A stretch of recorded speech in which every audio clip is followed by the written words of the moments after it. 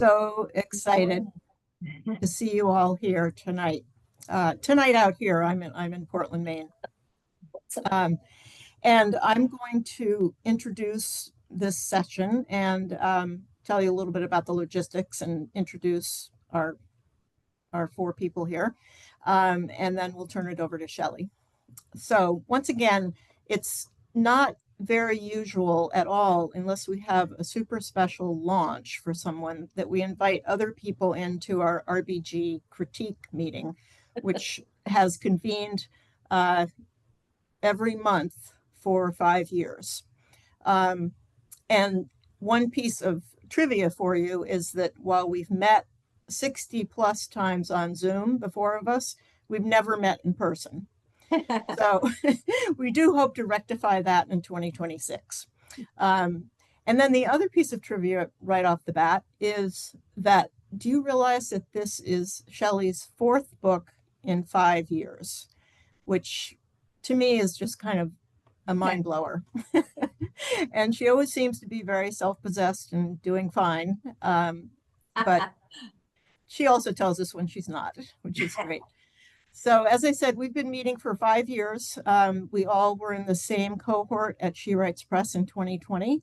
And I knew I was going into a second book and I needed people around that I could give my writing to and get critiqued. And so we put together this group, and we've become very close friends as well as really good feedback partners as well.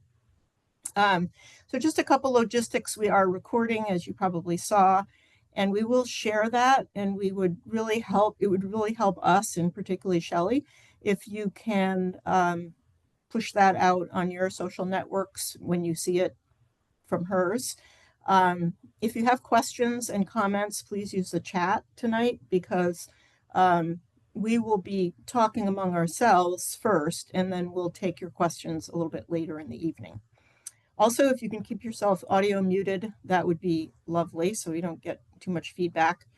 And Shelley's the star of the show here, but she's also our tech person, so I think she can mute you if she has to. So let me introduce the group. First, I'm Gretchen Cherington. I'm the author of 2 multi-award-winning memoirs. Poetic License was first runner-up for the Eric Hoffer Award, and The Butcher, The Embezzler, and The Fall Guy was the Axiom Best Business Award, the Best Indie Book Award in Memoir, and the Maine Literary Award winner for nonfiction. My work has been negatively reviewed in the New York Times, but mostly positively everywhere else. The 3 women I'll introduce next have now turned me on to fiction, and I'm working on my first novel, which they have told me is historical since it takes place in 1970. And like I said, I'm on the East Coast in Portland, Maine. Shelley, who we are really here celebrating, is a historical mystery author whose works include the Jane Benjamin series, Copy Boy, Tomboy, and Poster Girl, and her latest novel, which I just got today, An Unlikely Prospect, set on VJ Day in 1945 San Francisco. A retired Sacramento State writing professor and board member of several Creativity and Humanities Council organizations, Shelley brings California's Central Valley roots and Dust Bowl heritage to her fiction, crafting stories that explore women navigating male-dominated worlds. Her work has earned the Reader's Favorite Awards, IBPA Benjamin Franklin Award, and Killer Nashville's Silver Falchion Award. One of the best things to come of her late arriving writing career is the friendship and support of her She Writes Press sisters. Ashley E. Sweeney, is the Nancy Pearl Award-winning author of 4 novels, The Irish Girl, Hard Land, Answer Creek, and Eliza Waite. A native New Yorker, Ashley now lives in the Pacific Northwest and Tucson. When she's not writing, she enjoys gardening, art quilting, traveling, reading, and mosaic art. Debra Thomas is a multi-award-winning author, most notably for her debut novel, Loose, which won the 2020 Sarton Award for Contemporary Fiction, and Josie and Vic, finalist of the 2024 Willa Literary Award. Deb taught literature and writing on the high school and college level, but it was teaching English as a second language to adults in Los Angeles that made her an immigrant rights advocate, which is an experience that really influences much of her writing. She's currently working on her third novel involving the plight of our iconic wild Mustangs. One other logistical note is that there will be a giveaway at the end.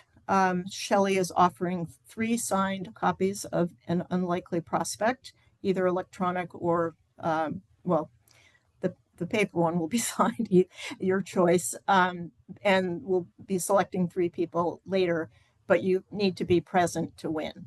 So we expect that we'll probably go an hour, hour and 15 probably at the most. And so if you have to leave on the hour, that's fine. But we will take advantage of a few more minutes if we need to, and if you have questions for us. Before I turn it over, here's a little introduction to this wonderful book. And I have to say that this is my favorite of Shelley so far. I think it's her best. I have been part of it proudly and more than willingly since the first pages. And I really love it. I think it's a great read, and I think it's so timely also. When Sandy Zimmer sees a group of sailors surrounding a terrified young woman in a San Francisco alley on VJ Day, she faces an impossible choice: stay silent and keep her newspaper safe, or risk everything to expose a cover-up that goes all the way to City Hall. Let's now hear from Shelley. Thank you so much, Gretchen. Really appreciate it, all of you. Well, so let me tell you a little bit about how this story got started.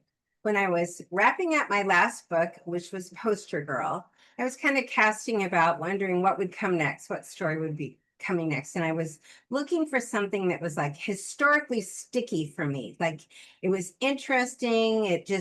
I couldn't put it down. I kept wanting to dig around it. That's what I was looking for. So I picked up a history book written by Charles Frecia, who was the founder of the San Francisco History Museum. And in the very beginning of the book, because it was like something like San Francisco 1945 to present or something like that. Anyhow, the very beginning of the book describes the peace riots in San Francisco that took place on Victory Japan Day on August 14th and 15th and 16th in 1945. Well, I had never heard of such a thing. And apparently, on the day or days when the rest of the world was celebrating what was going to happen, what had happened with Japan's surrender and the end of World War II, in San Francisco, that celebration morphed into something like a massive wilding, and 1,000 people were hospitalized, 13 people were killed, and at least 6 women were raped. And most of the people involved, like in the hospital, really felt there had been more rapes than 6. It's just that they had 6 women show up to the hospital. So I was thinking, well, why have I never heard of this before? How could this have been true without my hearing about it? So, and why did Charles Frecia devote so little space in his history book to this major event? So I started doing the research, and I found almost nothing out there, just so little out there. And that's what made it, on its face, it was already sticky to me. It was interesting and troubling, but it became way more so because I could not find information about it. So that's what drew me in.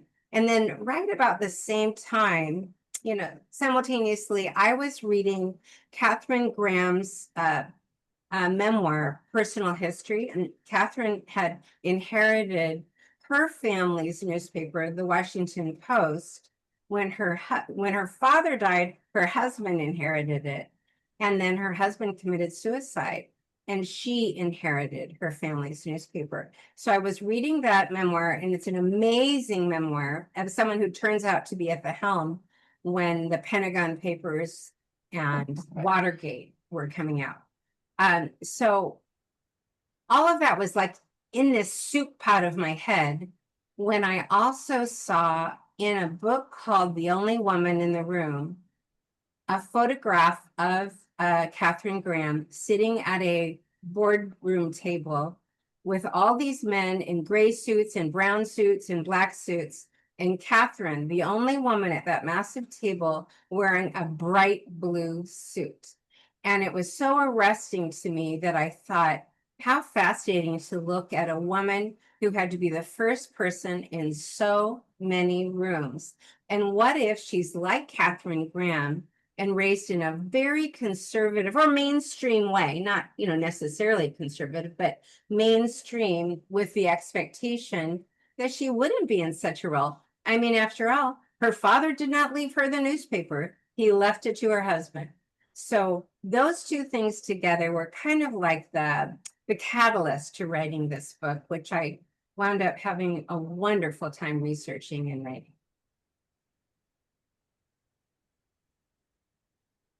Well, I think that we go next to Ashley. Yes, Shelley, congratulations. We're so proud of you. And as arguably one of your top Jane Benjamin fans, and I say that wholeheartedly, she was your take no prisoners protagonist in your first 3 novels, and I loved her. In fact, you know this, Shelley, but other readers don't know this. Sometimes I would be saying, what would Jane Benjamin say in this situation? I just loved her. I inhabited her while I was reading her. So I wondered what prompted you to switch gears and introduce Sandy Zimmer, because Sandy's a completely different personality. She's a woman who struggles to raise her nerve and her voice. She waffles about whether she should publish or not. So I'm really wondering why you chose Sandy instead of, again, having this as a Jane Benjamin novel, which it could have been. It could have. So it was a couple things. The first thing I wanted to say about Jane, she's an incredibly difficult person to feel as if That's why we love her. I've come to feel she's my daughter. I don't have any daughter. I feel like she's my daughter, and I was constantly going, Jane, stop it. Just stop it. What a nightmare she is. But it's funny that I found while writing this book that Jane got in my head in unusual ways, because I needed to call people who were experts. And I'm not a journalist myself, so I was very, very hesitant to email or call someone that was so far above my station, who had so much information. I didn't want to bother them. I didn't want to be that person. And so I would summon Jane into my head and say, well, Jane would just do it. Just pull up your pants and do it. So she's still in me. But I really, after 3 books featuring that same protagonist, I found myself wanting to be in someone else's head. That was part of it. I'd been in Jane's quite a bit, so I was looking for a little variety for myself.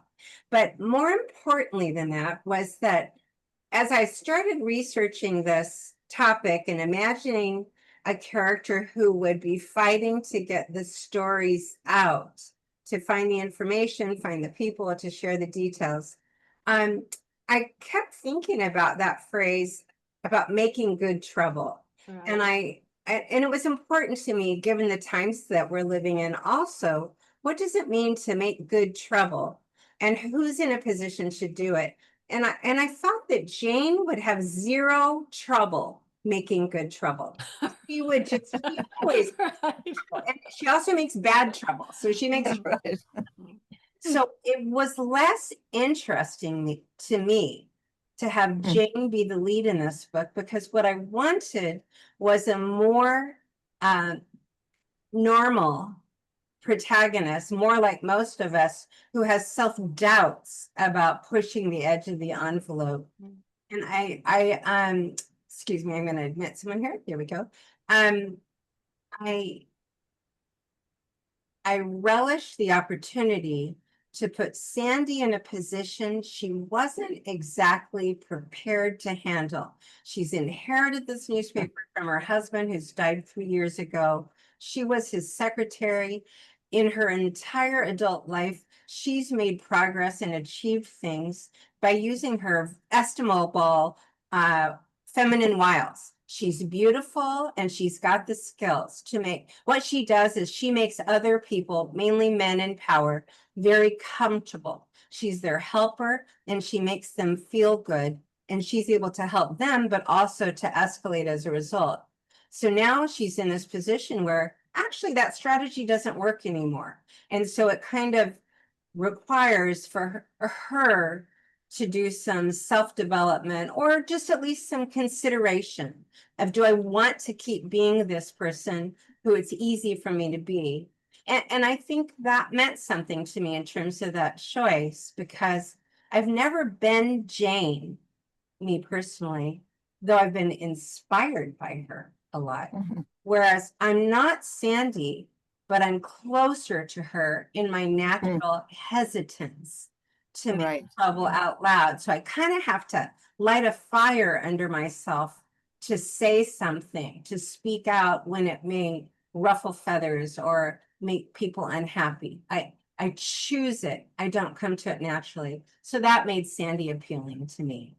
Well, that leads me into another question. How did you approach Sandy's voice then? Because you've had Jane's voice in your head now for 5 years. Did you inhabit her? Did you take it at an arm's length? I mean, as authors, we have different techniques of getting into the head of our protagonist. So I'm just wondering, how did you approach her voice in this novel? Well, one of the things that I like to do is when I'm starting a book, I like to do kind of a map of the characters' personalities. Mm-hmm.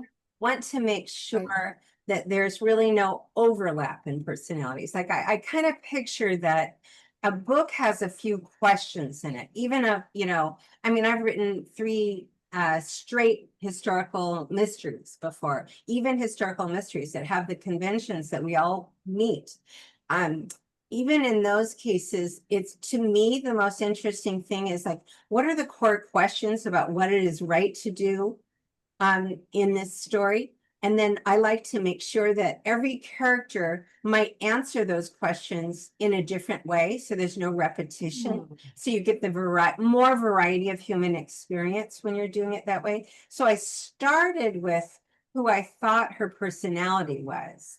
And then the thing I'm embarrassed to admit that helped me access her voice was that Sandy's always been such a good girl who achieves by jumping through the hoops that the men have wanted her to through. And I started to learn about this personality, that one of these things, when things aren't going so well for her, one of the traits that she might demonstrate is a tendency to be irritable and to feel like she's not being taken seriously, and Mm-hmm. people aren't grateful enough. She's like such a giver, but it's not entirely without strings. So if she's giving and they're giving back what she wants, everything can keep going forward. So I must admit that one of the things that helped me tap into her personality was our shared irritability at times. I definitely understand that. And another element might be that she's a little passive aggressive. And I've got that in me too. I inherited a long line of passive aggressive people. Yeah. But Ashley, I just want to interrupt for 1 second, because I would love it, Shelley, if you would just let people know how you use the Enneagram for this, because I think that's really fascinating. And some of us have used it in business, but you use it with your characters. I do.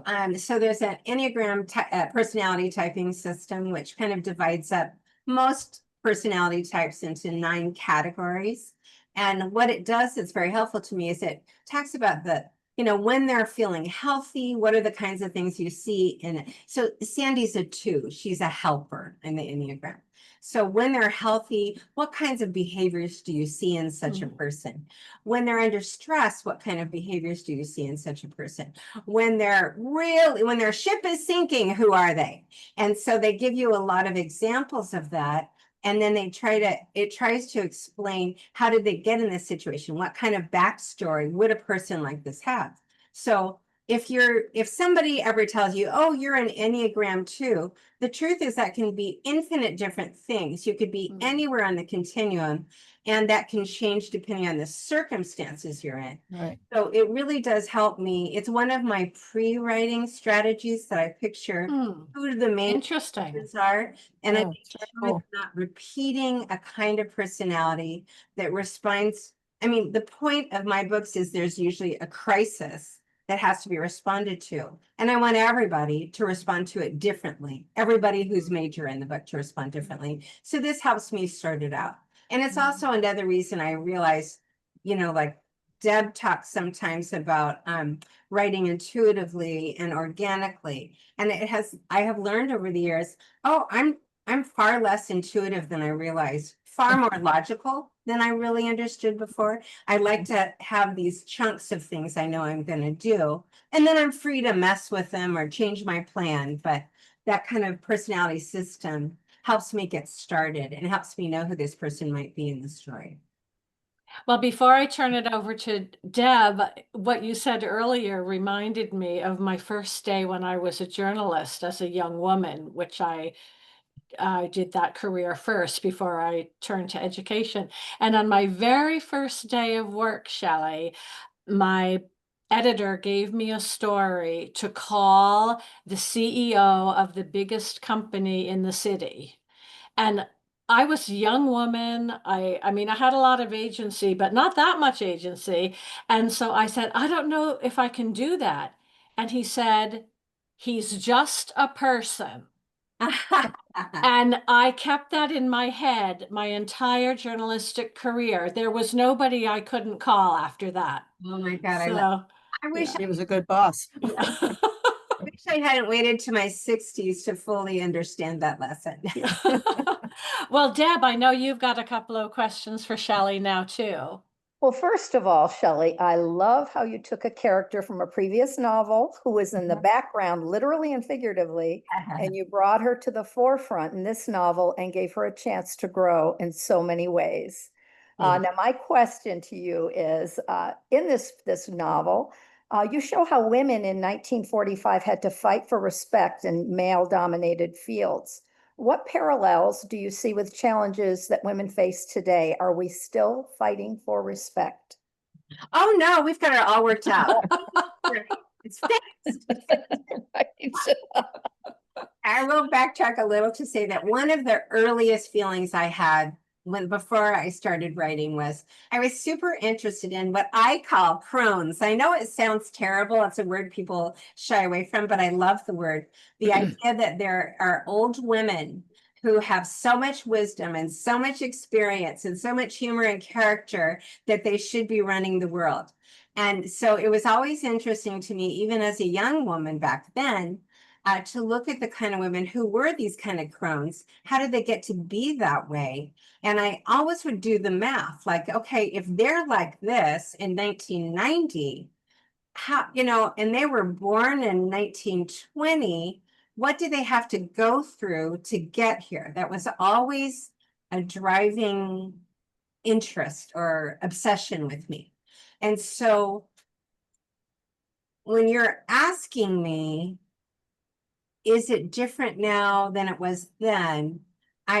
First of all, I have to admit, clearly we're better off than they were. Like I think about things like, let's see, I think about things like Sandra Day O'Connor and Ruth Bader Ginsburg, who went to law school and graduated at the top of their class. And then after they graduated, were only able to get jobs as legal secretaries. They couldn't be, doing the work that they had trained for and trained at the top of their field. And yet they wind up on the Supreme Court. So that was always of interest to me. I know it's easier for us now than it was for them then. Absolutely. And yet I find lately while writing this book, the things that I find shocking about what happened to women in 1945 just don't feel as shocking anymore. Like there's enough things in our current timeline of world events that feel like, yeah, this has always happened. It's still happening. I don't think it's happening to the same degree, but there are women whose jobs are limited by their gender. Absolutely. And, you know, that's a very big topic. Absolutely. Yeah. So Well, and the real seats of power are still totally male dominated. You know, it's like 3% of women are CEOs, or 3% of CEOs are women, something like that. and we've never had a female president. Right. You know, Yep. and there are plenty of people who say we cannot in the foreseeable future have a female president given attitudes right now. So yeah, we are better off now than we were 80 years ago. And we're not done yet. And actually, that's something that by the end of the book, I wanted to tell the truth about it. That at the end of the book, I couldn't let Sandy, fictional Sandy, I could not let her fix what had happened in real life. In real life, no one is prosecuted. There's a giveaway, sorry. Spoiler alert, no one's prosecuted. In real life, no one was. And I could not fictionally fix that without changing to a different genre of book. I could have done alternative history and made, you know, something like that. But I didn't want to leave myself or any reader feeling hopeless. And so I feel that at the end of the book, our sense of hope has to do with the fact that Sandy's still in the fight. Sandy and Jane are still in the game, and they're taking the long view. What can we do next to work on this? And that's where the hope comes from, I think, in the book. And it's also where the hope comes from in my life when I look around at people who are, even though things can be very, very dangerous and upsetting for so many people, there are also people out there working every day to make it better, and they're not done trying. They're not done trying. Right. Yeah. Thank you. Yeah. I think now, Gretchen, I think you have a question. Yeah. You know, there are many elements of fiction, obviously, in any book, but setting is one of them. And the newsroom and or the newspaper as an organization, as a place, has been prominent in all of your books, and certainly is with this one. And I'm curious, I mean, this is an actual question, you know, I'm curious about how you go about not only determining, you know, okay, I'm going to use the newspaper system as the system that I'm looking at, but then also sort of divvy up your attention to various settings like Sandy's beautiful home, you know, and you know, the streets of San Francisco during the riots, and you know, there are multiple settings that you're capturing and kind of managing as you write the book. And I'm curious about how you sort of came to newspapers originally, and then how you manage the various settings within a writing project. Well, about the newspaper, you know, I've never been a journalist, but I've always been a journalist fangirl.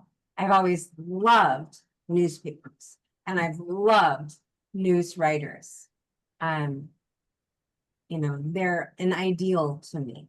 So it's always been a topic I've gravitated to in books and movies, always. So that was part of it.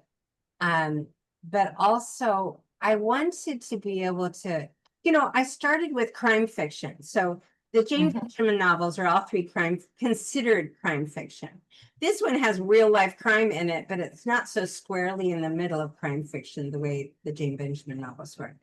And there are so many crime novels with a detective as a protagonist, or a lawyer as a protagonist, or sometimes an amateur sleuth who's like a charming lady, you know, as the detective. I wanted to go at it from an angle that was interesting to me, and that's where I wound up with journalism, because I wanted people who are investigating what's going on, even though they're not professional legal people, they're not soldiers or anything like that. So it was just that's how it started for me. okay. And in terms of the settings, that's one of those really fun things, of course. So like, here's the hard research work I did. I rented an Airbnb in San Francisco for 2 weeks, and Andy and I stayed there. And every day I had so many walking tours. The San Francisco History Center conducts these history walks through the San Francisco Public Library. And so I walked through so many neighborhoods on these tours, architecture walks, you know, commercial walks, all, you know, diversity walks, all different kinds of walks. And I absolutely found every house that characters of mine, or flat or apartment or office building on those walks. But Right. then I will say that that on that trip, I had a tour with Reed, I think it's Coleman. He drives a Mini Cooper, and it's a convertible. And you sit in his back seat, the two of us. He gives you blankets and headphones, and he talks to you over headphones, and he asks you what you want to see in advance. So I had told him all about the peace riots, and so he did his research before I ever got in his back seat. So he took me all of those places. Then we would stop, I would get out, I would take pictures of the place. I also, it was such a gift because I didn't have to drive. I didn't have to think about Right. well, I Right. did it, but he did it. And more importantly, I mean, he showed me the hospital that appears in this novel, which is a teeny tiny little hospital. And I'm pretty sure I wouldn't have found it otherwise and known how hard it would have been to get there. But the most important thing he did in terms of settings was we were driving by UN Plaza in San Francisco. And he said, you know, we just had the UN conference in the spring right before this happens, and everybody here thought we were getting the UN headquarters. Yeah. Everybody Right. thought it, and they were working on it. And then Nelson Rockefeller stole it by offering money and land in New York. But it probably would have gone there regardless because of nearness to Europe, you know. So it was because of that tour guide, it was because of that walking tour and driving tour that I even let the UN enter the plot. And so That was a great side story. yeah, after that tour, I headed straight to the downtown library in San Francisco and got their help getting all this stuff on the early days of the UN. Right. Right. I do love the way that you use, I mean, I think of the boardroom in particular. You know, you told us about in the Washington Post, you know, the single woman with this enormous table of men around it. And you have a couple of scenes in the boardroom at the Prospect, and very well done. And, you know, I think of Sandy, who is young relatively, right? Like she's mid-30s or something like that. And I mean, that would even be young today, right? Probably for a publisher of a major newspaper in the country, and even more so then, of course. So she has some legitimate reason to be concerned about her business enterprise, both for her own progression in her career in the future, as well as because of her husband's reputation in the past, etc. Those are things are really legitimate, I think, for her, fairly legitimate. And at the same time, she's really trying to tell the truth about what happened on the streets in San Francisco. And, you know, you show her balancing those two contrasting goals, if you will. It's part of one of the reasons why I really like the story, I think, because you do that really well. And so it made me think about media today and how, you know, like or not like or similar is it, if you will, from what you can tell, to what she was facing back then. Obviously, the circumstances are different and all that. But. Well, you know, it wasn't very long ago that I wound up writing an essay dealing with the Washington Post deciding not to endorse a candidate in the presidential Yes. election, and thinking about the headline, oh my gosh, the Post motto about democracy dies in darkness. And Yeah. I was thinking a lot about that. And just today, as I was thinking about topics related to this book, I read just a little bit of a promo for a show I really love, which is Terry Gross's Fresh Air on NPR. And I haven't listened to this interview yet, but it was with a journalist whose name jumps right out of my head. I apologize for that. She's on the most current episode, but she spent 40 years working for the Washington Post. And when they decided not to endorse a president, she went on the record by writing a piece that appeared in the opinion pages saying she thought it was a mistake. And so when that happened, her thought to herself was, it's possible still for me to dissent. I am here and they allowed me to dissent. And she said, that's what kept me there. And then when the Washington Post announced that they would be shrinking the scope of the kind of stories they would deal with in the future, that's when she had to quit. After 40 years of working at the Post, she said it's no longer the same. It's not journalism in the same way that I expect it to be.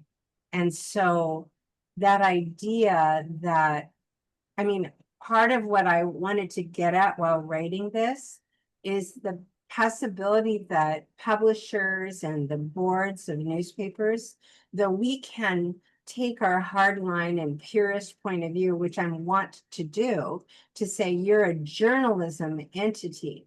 Your job is to report the facts, the truth, and hold those in power accountable. That's like straight to me. But I felt it's not as interesting only to have someone battering their head against that. Mhm. It's more interesting to me to see the points of view of people from the business end of it also, to remember that a newspaper is a business entity and that the newspaper pays the salaries of so many people who work there, whether because they're writers or switchboard operators or printing press Photographers, right. there's everything. So that kind of thing that is certainly happening now, we're seeing newspapers and television news shows, of course, like with 60 Minutes. We're finding the scope of what they're allowed to do in pursuit of their journalistic ideals. We're finding that scope limited more and more. And it was interesting to me to try to investigate what kind of thinking makes that happen. And one can't help but arrive at the conclusion that when large corporate entities own news entities, their corporate interests will very likely be different than their journalistic interests. When you're about to, Sherry Redstone, sell, your company, you need everything to line up business-wise, even if it doesn't line up journalism-wise. So I really wanted to look at that. And in fact, it was interesting. I had my lunch night last night and was being interviewed by a journalist. And one of the things we wind up talking about is how you're hearing across the country now more and more newsrooms coming up that are nonprofit ventures where, a corporate board cannot control the reporting of the news. They're not held accountable. And of course, they have a tiny budget as a result. But I thought that was fascinating. Yeah. We have a question about that, actually. Oh, okay, great. Shelley and Gretchen, from sister author Joan Fernandez. She's asking, Shelley, would you please comment on the sensitivity you developed, rate truth-telling in journalism? She hasn't read the book yet, but she imagines that Sandy is pressured not to report some information or even write in such a way to protect guilty, powerful people. How did you navigate that? I'll shift it. Thank you, Joan. I'll shift it just a little bit to say that that the trouble got bigger to me than protecting the identity of someone powerful. It was actually that Sandy is wanting to tell the story of the women who were raped at the peace rite. And she goes about it the right and respectable way. But guess what? A rape victim who winds up in the newspaper won't necessarily be happy with the results of that decision. Because even though Sandy's really on the up and up, and even though she wants to do what's right for all the right reasons, she doesn't 100% understand that even if they keep a rape victim's identity officially secret, Right. it gets out and then lives are affected. And one thing that really, Joan, since it was your question, one thing that really influenced me in terms of that sensitivity was that when I was digging through the historical record, there are none of those rape victims' names available. They didn't share their names at the hospital. No one wrote down what they said. There was no oral history of their story. So that became an area that I needed to invent. And I felt very insecure about it because who am I to describe what this rape victim has experienced? So, and there was almost nothing historically that I found really useful. So what I did find was a book called The Trauma Beat.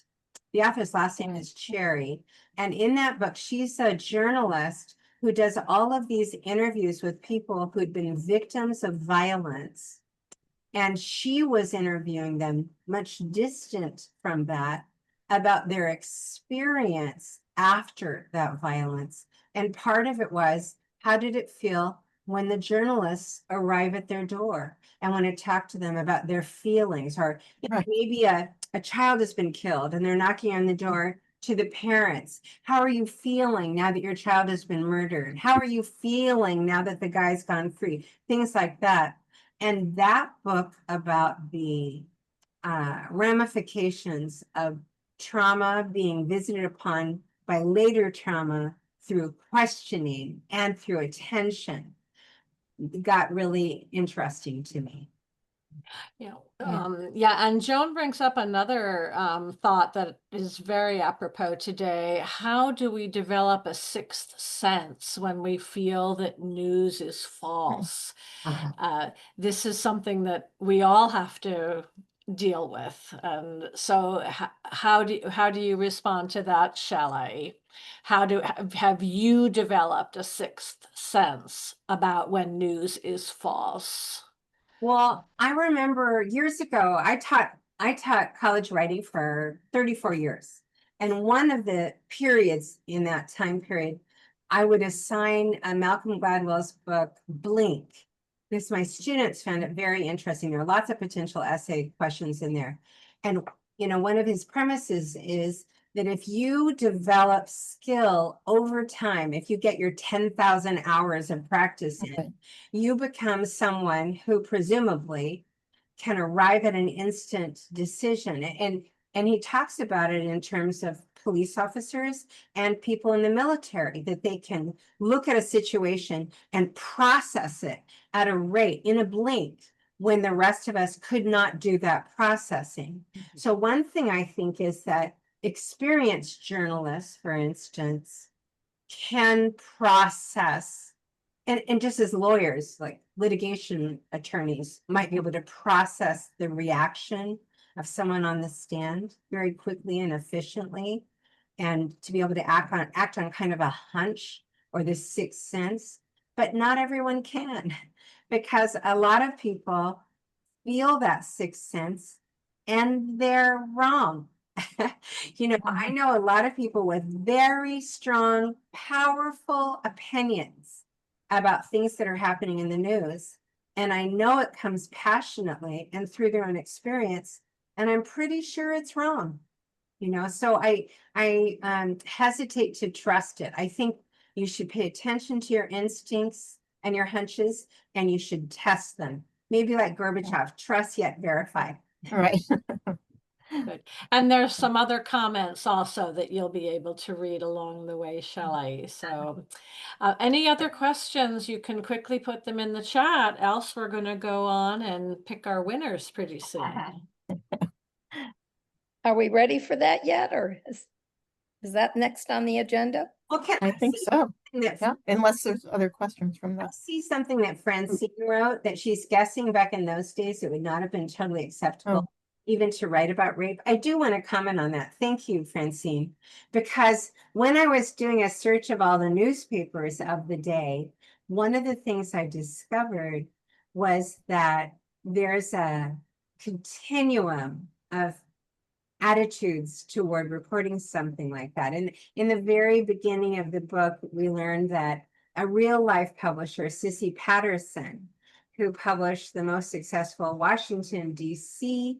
Area newspaper, she was part of the Medill family of newspaper owners. And she claims that her family motto regarding the news was, if your grandma gets raped, put her on the front page. So I don't know if the Medill family really had that motto, or maybe just Patterson did, but that's one place on the continuum. There are plenty of newspapers that would never use the word rape in a newspaper. There are plenty of newspapers who felt that if you put rape on the front page, you're putting sex on the front, which strikes me as two different things, but they were squeamish about treating such subjects. And yet at the other end of the continuum, there were plenty of newspapers who would run things about woman in too short skirt seen wandering outside of a restaurant 2 hours later finds herself raped. You know what I mean? So there's that whole variety of responses. And that was a super interesting thing for me to do research on and write about, how different publishers would approach a question like, what can we or should we write about? We have questions pouring in now, so let's check our, we have some time still. Francine also asks, did you feel at any point that you might be placing your own personality into your heroines? Well, that's a great question. I've already told you that she's a little irritable like me, maybe a little passive aggressive like me, maybe a little bit afraid though of overtly starting trouble, like struggles to start that good trouble. But she is far more adorable than I am. I mean, you know what I mean? She could be a long-term secretary to a great man and do a great job of it because she would feel rewarded for the work she did. And I think I would be irritated a lot earlier than she was. So she's good to know. Yeah. So don't start anybody. No. And she has elements of me in her, as Jane does too. But she's not me. And Francine, if she were, I wouldn't worry about it. But if I were writing a character based on me, my worst problem would be, oh my God, she's going to be such a boring character. Oh no. All the time. Well, here's put a bug in your ear, Shelley. Joyce Salter asked, do you think you might eventually write a novel with a crone as a lead character? Absolutely, because so Jane, I did not intend Jane to get a trilogy, but she did because I just kept not being done with her. And I thought this one was a standalone. But at the end, I'm like, oh, maybe I'm not done with Sandy. If I do this as a trilogy as well, the thing that'll be much different from the Jane trilogy is that I'm going to let Sandy age in chunks so that the next one, she might be, let's see, she's 32 now, so she might be 45 in the next one, and then she might be 60 in the next one. I'm not sure exactly about the timing of that because it has to align with something that I find historically sticky, and particularly for her. But that is, I'm glad you asked that, Joyce, because it is like, it was my original idea that I'm interested in these crones. How did they get to this place? And so I'd like to be able to picture Sandy aging to that status. She's so unsure of herself. At most of this novel, she grows into her surety.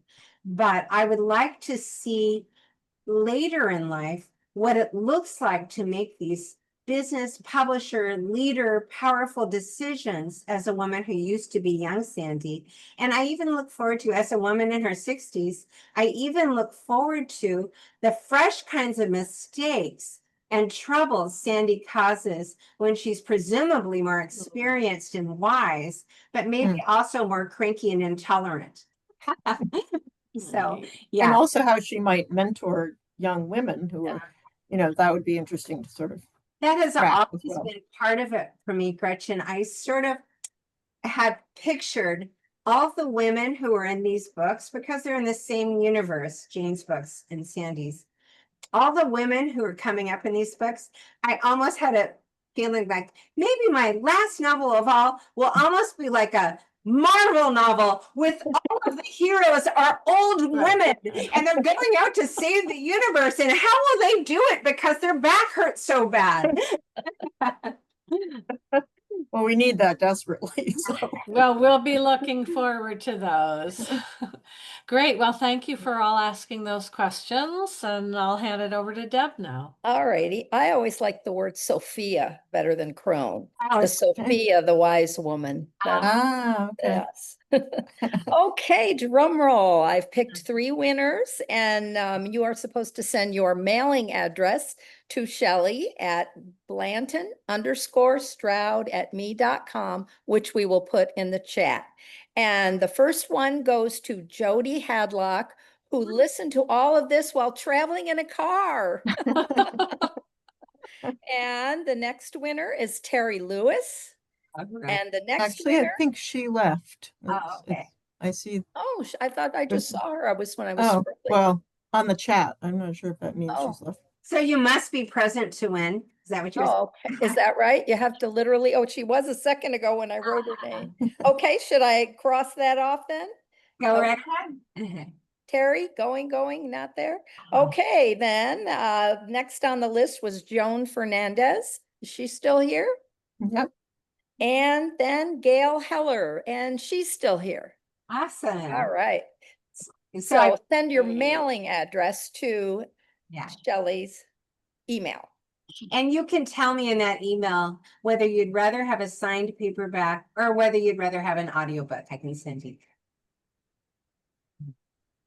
Well, thank you so much for joining me. It's just such a celebration. It's like, as Gretchen said at the outset, we all had books launched into the pandemic. And I see in this room other people who launched books into the pandemic. So you know what I'm talking about. And we all designed a launch for our books, which then we canceled because nothing was possible that we had planned. So then we talked to each other and brainstormed quite a bit about strategies for launching virtually. We taught each other what to do and made panels and so on.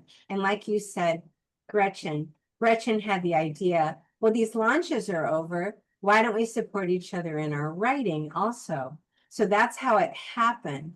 But I cannot tell you how meaningful it has been to me, both just emotionally and practically, to have this She Writes sisterhood that is represented on the small screen, but all of the sisters in that publishing cohort, because the ability to go online and to ask questions or tell something bad that happened or yay, look at this good thing, it has been something that not a lot of writers get. So it is so meaningful to me to be able to launch this book with my friends, my critique partners, and so many of my publishing friends. Thank you all very, very much.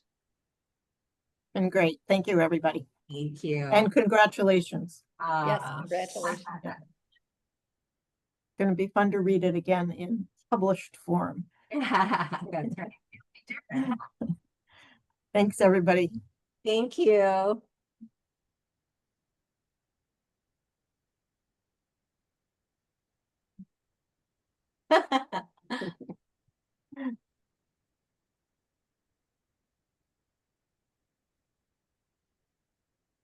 Oh, I thought she was trying to. There we go. Okay. Good. Oh, that was really well Wow. done. It Excellent. was. That was so fun. We had 18